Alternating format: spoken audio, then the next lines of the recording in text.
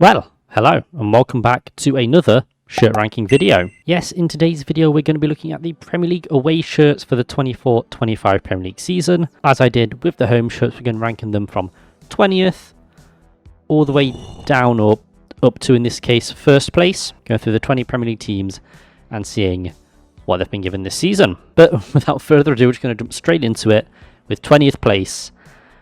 And again, it's Leicester City. Another Leicester stinker. Who would have guessed? Now, to be fair, this shirt does have more design than their disappointing home shirt, but it's just very hard to look at in my opinion. I'm not sure what they were trying to do, but it just looks goofy as hell, especially the back of the shirt. Like, what is going on there? Also, that sponsor is still dreadful.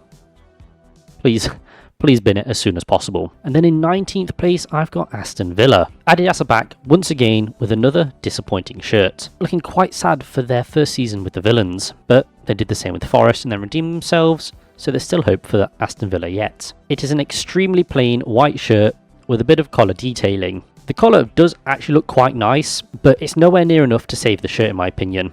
Also, that sponsor is still dreadful as well. Sorry Villains, but it's not really been a strong season for yous. Like, there's a slight retro vibe to these kits, but they're very plain and, in my opinion, quite disappointing. And then we move on to 18th place, and I've got Liverpool. Wow, another plain shirt, but this time it's from Nike. Nike have decided to go with an almost black base with teal on the collar and these random lines around the shoulders. Not really sure what's going on there, but they do a nice little splash of colour where it's needed. Liverpool, Nike logo and sponsor are all in this off-white colour, which actually looks quite nice. It's a very simple and by extension boring shirt. A massive letdown from their class home shirt, but at least they have a normal collar with this one. I feel like if it was actually black, it could be a lot better, but they went with this sort of black colour, which doesn't look great. And then in 17th place, I've got Southampton.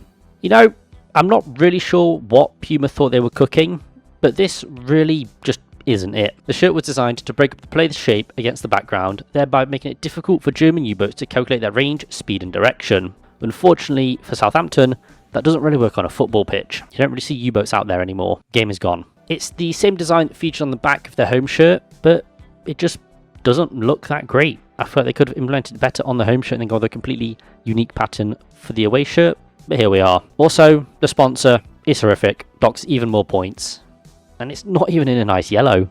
I don't know what Southampton thought they were cooking, but they were wrong. No Michelin stars for you. And then in 16th place, I've got Tottenham Hotspur. Now, this is quite a different shirt to feature so low down in my shirt rankings, but the execution of this shirt is just horrendous. Nike, what the hell is this? On the face of it, it's a good idea, you know? A recreation of an old Spurs shirt, in this case the 83-85 away shirt, with a modern twist that could and should hit. Nike, unfortunately, missed the mark. Firstly, why is the Nike tick off to the side? Centralise that shit, man. It will look so much better. But we do really need to talk about the elephant in the room here.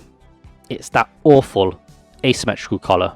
Nike, what were you thinking with that? It looks terrible, and it really drags down the shirt in my opinion. The rest of the design is actually quite decent, and AIA finally colour matched the sponsor, which is nice to see. Just a shame they couldn't extend that to the home shirt, but that collar is really horrendous. At first I was okay with it, but the more I see it, the more I despise it. Please do not put that on an England shirt, I beg. And then in 15th place, I've got Brentford. It's Umbro that are getting in on the disappointing action with Brentford's away shirt. The colour they've opted to go with is very nice, and it actually pains me to put it down this low, but ultimately, it is a very plain shirt. The cuffs are nice, and I'm also a fan of the collar they've gone with as well. The buttons are a very nice touch. I don't think enough football shirts utilise buttons in their designs anymore, which is quite sad to see. A monochrome logo as well. Brentford have done a lot right, but at the end of the day, it is just a very plain shirt, and it can't go much higher. It's a very tidy shirt all in all. Could have been better with maybe like some faint pinstripes on there. That could have really elevated the shirt, but that sponsor really does ruin it. They have a really good thing going, and then just bam, Hollywood Bets. Awful sponsor. And in 14th place, I've got Arsenal. Now, this shirt really surprised me, but in a good way. Following the initial leaks, this shirt was rock bottom in my rankings, but actually seeing it in its proper quality, it's not actually that bad, and the design has grown on me a fair bit, but it does remind me of a can of Lynx. I'm not going to lie. It's a design that celebrates the strong links between Arsenal, North London, and Africa, designed in cooperation with Labrum London. The black shirt with red and green pays homage to former Arsenal players David Rocastle and Ian Wright. The shirt also features a white graphic pattern in the top and bottom panels of the shirt, which, to be fair, look a bit out of place in my opinion. There's a very nice idea behind the design, but I don't think they executed it that well. Things could have been done better, but it's not a terrible shirt. It's decent, and there's a nice idea behind it, so that's also a nice touch. And then moving to 13th place and Crystal Palace. To be honest, it's quite a drop-off for Palace and Macron here. It's a yellow shirt that's main design feature is a large eagle motif plastered across the front of the shirt. It's not a very outlandish design, and I do like when clubs use an element of their badge within the shirts, but this one just looks a bit too simple for my tastes. This is the first time a Palace shirt has featured a unique badge as well, utilising a simplified version of their normal badge, just keeping the eagle and the ball, which is all you need really, although you've done away with the Crystal Palace part of the Crystal Palace badge, so I'm not really sure what's going on there. The yellow and blue is a proven colour scheme that works very well, and Macron can execute well as well, but it just doesn't make the sponsor look any better. Terrible sponsor once again. Decent shirt, but I think more can be done with it. And then 12th place, I've got Bournemouth. You know, I'm not really sure what to think about when it comes to this shirt. The design is very interesting to say the least. The colours they've gone with are lovely, to be fair. It's a predominantly white base with mint and purple graphics, which are inspired by the 92-94 away shirt, which I quite like. Unlike that previous shirt though, there doesn't really seem to be any rhyme or reason as to what the design is. I've not really found any information regarding what it is, and it's alright. It's okay. It doesn't look bad, but I'm not really a fan of the half-tone rendering they've gone with, which was used to create the patterns. It does make the design look quite fuzzy and a little too low-res in my opinion. You know, getting up close you can see the little dots throughout the design, but from far away it looks a bit fuzzy, and I'm not really a fan of that effect. It features a nice monochrome badge of white and purple with a mint and purple Umbro logo, which fits in with the design nicely. Once again though, that sponsor majorly docks the shirt points, as it is just terrible. Who thought having BJ88 on their shirt would be a good idea? Because they need to be fired, to be honest. I know we're in a cost of living crisis, but that's a dreadful sponsor, and get whoever's involved in that out of the club right now. And in 11th place, I've got Chelsea. Okay, I'll hold my hands up here. This is a shirt that is higher than I'd normally put it, but it looks very classy. So, you know, please don't shoot me. As I'm sure I've mentioned, I don't like plain shirts. I've probably said it in this video itself. You know, I've said it many times, but sometimes a plain shirt can work. This shirt is a prime example of that in my opinion. The shirt itself is mainly a light beige, which looks quite nice, and sees the return of orange, which I'd like to see more of from Chelsea shirts. I've mentioned this multiple times as well. Chelsea have opted to use that same 3D badge effect they did on the home shirt, but this time with a blue and orange badge, which looks interesting to say the least. The use of that England-Brazil template is a nice touch as well, and you know, the design has grown on me, to be honest. I've become a fan of that interesting collar design they've gone with. I think it looks quite nice. There's not really much else I can say though. It's a clean shirt with some very nice colours, but a sponsor could ruin it. I've not seen it sponsored. There may be a sponsor out there, but in my willful ignorance, it looks better without the sponsor. That could all change if they get the same sponsor as Leicester. Let's hope they don't. And in 10th place, slap bang in the middle of the table, I've got Wolves. To say this is Sudo's first foray into the football shirt space, they've impressed me. The standout feature of the shirt design is that striking wolf head motif, which is actually the first time we've seen this sort of design on a Wolves shirt, which I'm quite shocked about, to be honest. I'm not really sure how to feel about the style they've gone with for this design though. Part of me likes it, and part of me just doesn't. But I'm sure it'll grow on me, to be honest. As the season goes on, we'll see it more and more, and I think I'll come round to the design in the end. The shirt makes use of the same template they used for the home shirt, with those lovely Wolves head embossed patterns making a return. They're a very nice touch, I'm a big fan of that. The Wolves logo is once again centralised, but just like last time, it looks too small in my opinion. Just blow it up a bit, it looked lovely. The Sudo logo hasn't been centralised either, which isn't great, but it's still a good start. If they just shifted it across, once again, look much better. Very similar to the Spurs shirt. The sponsor isn't great though, but they've made an effort to do some colour matching for that sponsor, which is nice to see at the very least. Still a terrible looking sponsor though. But have Wolves ever had a good looking sponsor aside from Doritos? I don't think so. And in 9th place, I've gone with Brighton. Yellow is back for Brighton, and this time it's paired with some black stripes and cuffs, with a bit of white on the sides as well. This is a refresh of their away shirt from the 13-14 season, back when the club were in the Championship. The shirt is the same base colour, but they've switched the navy blue detailing for black detailing, but keeping the cuffs and collar panels navy. And, unlike the original, a colour matched sponsor. Wow. The shirt could have been better if it implemented a similar collar to the original, but it's still a very solid shirt. I think the white night tick and side panels is a strange choice, but doesn't really detract from the overall design of the shirt. They maybe could have done those white elements in a navy blue, but either way, it's a solid shirt, and Brighton have done well here. Two quite solid offerings. Home shirt was top draw, away shirt not as good, but both together, fairly solid. And in 8th place, I've got Ipswich. This is the first maroon shirt Ipswich have had, and looks pretty nice to be fair. The majority of the shirt is maroon with navy cuffs and a collar to create a very nice and almost regal feeling colour palette, which is furthered when paired with those nice gold accents. The design across the body of the shirt features graphics of the stadium filled with fans, which aims to reflect the town's vibrant matchday atmosphere. The sleeves look very plain and almost out of place to be honest, but I think overall it's a very nice looking shirt and a very classy way to cut about the pitch in your first Premier League campaign in over 2 decades. Decent sponsor as well to be fair, which is I think the first time I've said that in this video. Very solid shirt from Umbro and Ipswich here. And then in 7th place I've gone with West Ham.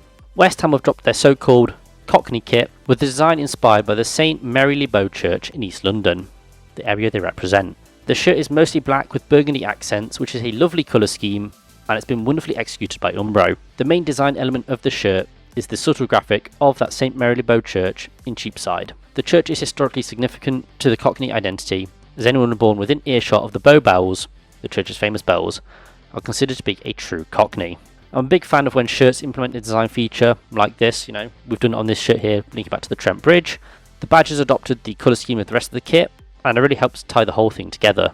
The sponsor is terrible, but that's par for the course with West Ham at this point.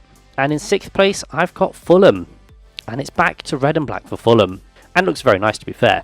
Red and black is a classic colour scheme that Fulham have used throughout their history, but we've not seen a striped shirt like this since the 07-08 season. Red and black is a very nice colourway, and I'm happy to see Fulham make a return to this style of strip. It really gives off a retro vibe, and it's a really clean shirt. The only downside, and I'm going to sound like a broken record at this point, is the sponsor. However, it does match other elements of the shirt, but it's just not a great sponsor to be honest. Another solid shirt from Fulham and Adidas. They've been cooking recently, and this is another example of that. It looks pretty good. And in 5th place, I've got Nottingham Forest. It's 2 for 2 from Adidas so far this season, as Forest been given another good looking shirt. Now, there's not really much thought that's gone into the design from what I can see or from what I've looked into, but to be fair, there doesn't always need to be a reason behind the design of the shirt. And this shows that a shirt just thrown together can still look good. It's a navy base with this grey graphic of panels made up of stripes arranged in a way that resembles zigzags. That's pretty nice. The hot pink accents tie the whole shirt together, creating this very nice looking shirt. Points do have to be deducted once again though because of that terrible sponsor. And to make things even worse, it's not even been colour matched. You could have made it hot pink. What are you playing at? Big downside for what is otherwise a lovely looking kit, but they just could have done a bit better to really elevate it, man knows. The sponsor is the worst part, once again. A common theme this season you'll see, or you'll have heard. And in 4th place, I've got Everton. Okay, Castor might have cooked here. It's a dark anthracite / black shirt with yellow accents. It's a really nice colour scheme that is supposed to mimic the lights of the stadium, which creates this very clean design. But, I'm not sure I really see it, to be honest. Is the yellow just meant to represent lights? I guess. I'm not really sure on that one. The abstract geometric design across the body of the shirt doesn't really stand for anything as far as I can tell, but it does look nice, so I guess there's that. There is little usage of yellow, only appearing on the collar and the simplified Rupert's Tower, and the bad sponsor. But that does work on the shirt, to be fair. As mentioned, the sponsor is not great, but some effort was made to colour match it, so it's not all bad. Still a solid shirt regardless, and if you remove the sponsor, it looks even better. Castor seem to blow hot and cold with their shirts, but this is a good example of what they can do, but that badge will be washed off within like 2 goes, so, not really worth it in my opinion. If they can sort out their printing issues, getting the badge so it stays on the shirt for a long time, then they might be onto something, but for now, that badge is just going to fall off, or it might put upside down on a shirt, who actually knows. And in 3rd place, I've got Manchester United. Adidas have really pulled things back for Manchester United after that disappointing home shirt. I remember seeing these things in the leaks, and I wasn't really looking forward to it, to be honest. I didn't really have the height of hopes, but United have executed it well. The shirt features a zigzag motif on the front, made of the letter M, for Manchester, I'd assume. The light blue graphic on the collar pays tribute to the river on which Old Trafford sits, which is something I'd love to see on a Forest shirt in the future. It's a lovely navy blue shirt combined with a light silver accent colour that makes this a very classy looking kit. Decent sponsor as well, there's colour match, really tops it all off to create a very solid shirt. It's just a shame it's a Manchester United kit. And in 2nd place, I've got Newcastle United. It's another banger from Newcastle and Adidas as they release this retro remake. It pays tribute to the 95-96 away kit, taking most elements from that original shirt and bringing them into the modern era. It's a corker. It's a maroon base with blue hoops combined with white for the logos. The Newcastle badge has been made monochrome, unlike the original shirt, and it looks rather nice to be honest. It's just a shame they couldn't bring back that Newcastle Brown Ale sponsor to really complete the look, but the seller sponsor isn't too bad. It's in white and works with the accent colours.